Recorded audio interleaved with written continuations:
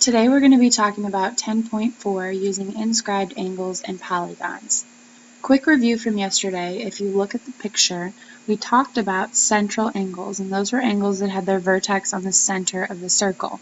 And central angles had the same measure as the arc that they ate, or the arc that they intersected. Well, today we're going to be talking about inscribed angles, and inscribed angles are angles that have a vertex on the circle. So if you look again over here on the picture at angle D, this would be an inscribed angle because the vertex is on the circle. Now the measure of inscribed angles are going to be half the measure of the arc eaten. Eaten also meaning the arc that is intercepted. Okay, so if we go down and we look at the first example here, it says if the measure of angle BDC is 30 degrees, we need to find the measure of arc BAC. So I'm going to label my picture. Angle BDC is 30. What I'm looking for is the arc BAC.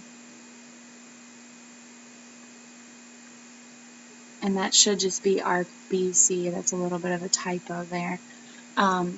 So first what we have to decide is that angle BDC is an inscribed angle. If you look up to the definition, half the measure of the arc eaten is the measure of the angle. So if we have the angle, we would work backwards, and we'd want to take that angle and multiply it by 2 to be able to find that missing arc, which would be 60 degrees. Because half of 60 is 30, so if you're given the angle, you go the opposite way and multiply by 2. So the measure of arc BC is 60 degrees. Again, that is a typo, so you could cross off that A right there. Number 2, I'm going to make this part of your checkpoint tomorrow. So number 2, I'm going to circle that and checkpoint under here. So this is part of what I want you to do for tomorrow. Moving on to number 3, we're going to find the angle T. So first we're going to go and locate that angle. So I'm going to find angle T, and it is right here. And I'm going to go ahead and highlight that angle and decide, is it central or is it inscribed? It is inscribed because the vertex is on the circle. Since the vertex is on the circle, that angle measure is going to be half of the arc that it eats. So angle T is going to be half of 48 degrees. And 48 divided by 2 is going to be 24. So angle T is going to be 24 degrees. Second one says find the arc of QT. So I'm going to erase what I have on here so far. And I'm going to find arc QT, and that's this arc right here. So I need to find the angle that has a relationship with this arc.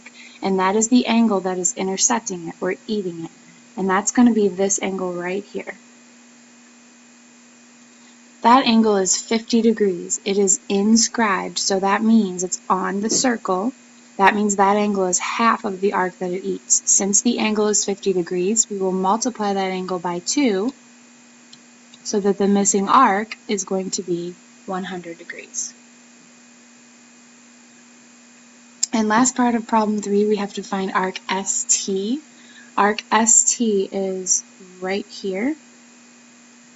I'm highlighting this in blue. So if we think back to day 1, we talked about semicircles and whole circles. If you notice here, and I'm going to mark it in red, from the endpoints of the diameter, we have a semicircle, and semicircles are worth 180 degrees. Well, since we're looking for that blue portion there, we know how big the hole is. All we would have to do is take 180 minus 48, because that's the piece we have, and that will give us arc ST. So I'm going to take 180 minus 48 degrees, and I am going to get 132. So the measure of arc ST is going to be 132 degrees. Down to example 4, we have to find the measure of arc ABC. So first I'm going to highlight my angle so that I can decide what kind of angle it is. I extend my rays here so I can show what part of the circle is being eaten or intercepted. If you notice, angle ABC is intersecting the circle at point A and point C. Those are the endpoints of the diameter, which means this angle is eating half of the circle. So even though we have no numbers here, we know that half the circle is 180 degrees. Since the angle is inscribed, we would divide 180 by 2, and that would be the measure of our angle, which would be 90 degrees. So anytime an angle eats a semicircle or intercepts a semicircle, the measure will be 90 degrees. For number 5, we have two parts to find here. First, it says find the measure of angle ZXW. So I'm going to highlight ZXW in blue. This is what we're looking for, that angle. But we don't have the arc. But what we do have, and I'm going to highlight this one in green, is we have this angle over here that is 72 degrees. And if you notice, they have something in common. They are both eating the same arc. If they are both inscribed angles and they both eat the same arc, then that means those angles must be congruent. So ZXW is going to be 72 degrees. And next we need to find the measure of arc WZ. Arc WZ, I'm going to highlight in red, is right here. So we have to find what angle has a relationship with this arc, or what angle is eating it. Well, we have both our green and blue angles here that are intercepting it. Since the angles are 72 degrees and these are inscribed, that means this arc is going to be 2 times that angle. So I'm going to be taking 72 times 2 to give me the measure of arc WZ. And 72 times 2 is 144. So the measure of arc WZ is 144 degrees.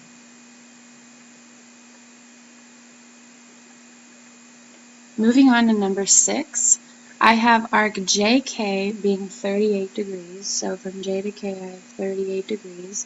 Then I have to find the measure of angle JKL. So angle JKL is right here. I first decide this is an inscribed angle because the vertex is on the circle.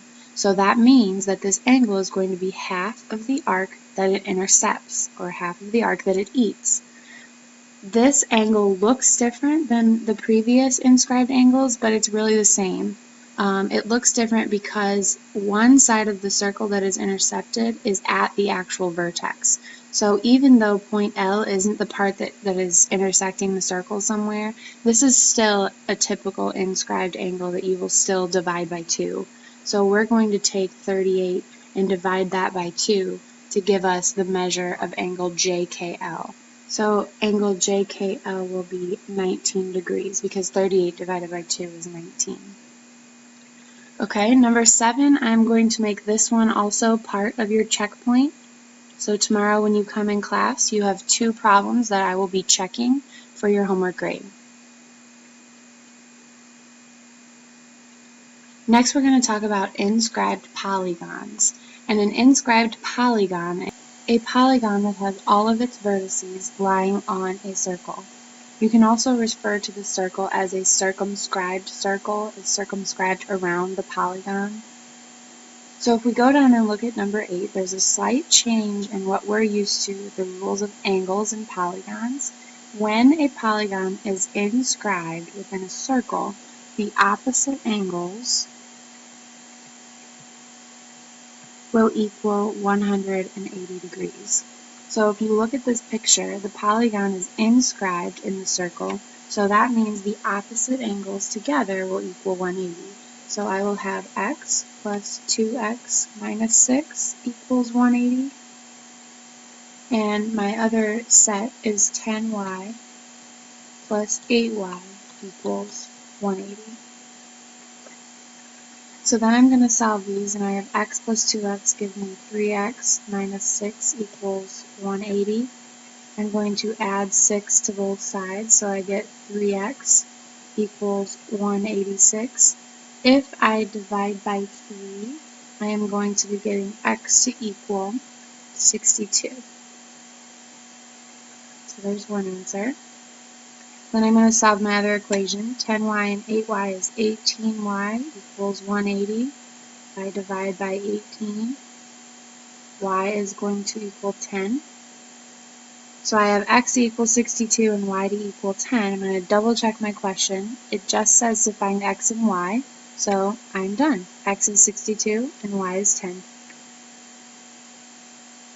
Don't forget to complete your checkpoints that we will check in class tomorrow, and we will finish the class notes tomorrow in class. See you then.